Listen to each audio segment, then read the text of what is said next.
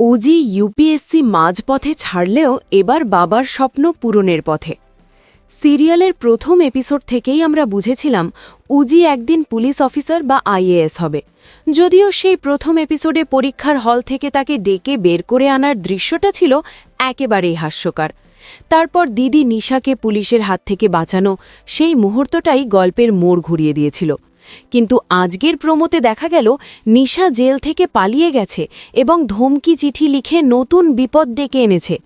এবার ঋষি উজিকে মনে করিয়ে দিল তার বাবার স্বপ্ন পূরণ করার দায়িত্ব এখন উজির কাঁধে। তাকে হতে হবে পুলিশ অফিসার আর তার দিদি নিশাকে লাইনে আনতে হবে। এখানেই শুরু হচ্ছে উজির নতুন জার্নি।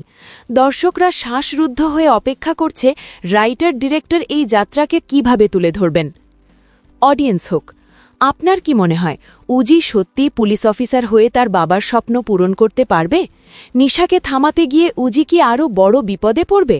আর এই নতুন জার্নি কি গল্পকে আরও শক্তিশালী করে তুলবে? দেখুন জোয়ার ভাটা প্রতিদিন রাত 8:30টায় শুধুমাত্র জি বাংলায়। আর যদি চান সব আপডেট সবার আগে পেতে, তাহলে অবশ্যই আমাদের চ্যানেলটি সাবস্ক্রাইব করে নিন।